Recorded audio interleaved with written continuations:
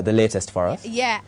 Not latest necessarily, but I'm just listening in on your conversation about persons being barred from entering that area near Justice Square. Now, interestingly, the only set of persons allowed within the Justice Square area are not only the media, but the residents of Justice Square.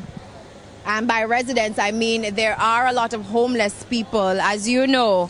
This is where they live. So they have not been allowed, they have been allowed basically. So it's business as usual for them. Behind me, I have some sitting right there in front of me. So they have been somewhat allowed to continue or to remain in this area. But it's just persons, members of the public. If you don't have any business here, the police will not allow you to walk through. All right, Janela Pursues there, taking part as we continue our coverage of and await a verdict in the Vybz Kartel murder case. The jury was out for approximately, it seems, about 2 hours. They had gone to about 3:15 this afternoon.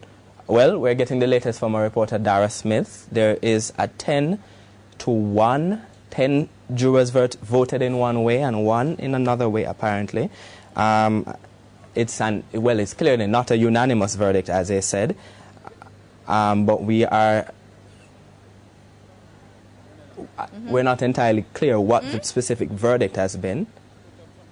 But it's 10-1, I'm being told by my producer. All right, now I'm being told that it's a 10-1 verdict. It's not unanimous. Live TV here, folks. We're getting the latest from our reporter in the courtroom.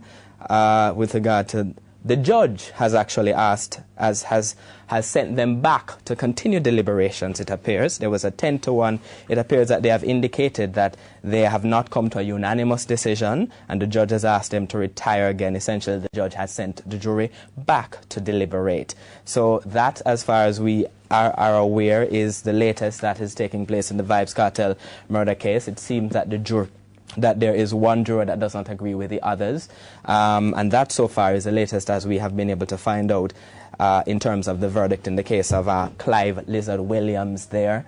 It's alleged that Lizard Williams was killed in 2011, in August 2011, by Vybz Kartel and the other men in this case, or that they were part of a conspiracy in which he was killed, not necessarily that all of them killed him, but essentially that they were part of a conspiracy in which he was killed. You're seeing there the latest pictures from downtown Kingston from Justice Square. Still very calm. Janela Pursues has been on location. Janela, are there any changes in terms of the mood of the crowd?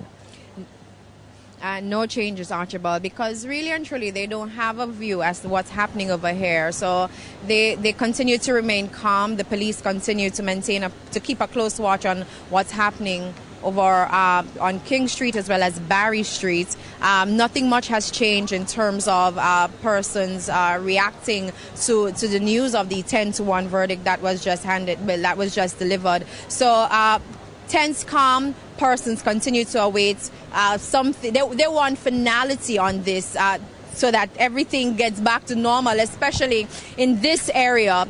Again, the business community, Akemlani Mart is where most persons converged earlier today. And a short while ago, Archibald, they closed. The owner did not look very pleased. And we're hoping that by tomorrow, things get back to normal for them. But until such time, persons continue to wait. The crowd has grown, especially by the Barry Street end, as persons await a final verdict from the jury. All right, thank you very much. Janela Pursues there on location in Justice Square, but we have our reporter, Dara Smith. I'm being told on location as well. She was in the courtroom. Do we have Dara online now? Yes, Archie, I'm here. What was the latest? What happened in court just a short while ago, for a recap? At 5:30, words came that the jurors arrived at a verdict. We awaited on the arrival of the judge. He arrived the jurors walked in the courtroom about 5:35. The judge arrived about 5 minutes after that. When Madam Foreman was asked if they arrived at a verdict, she said yes.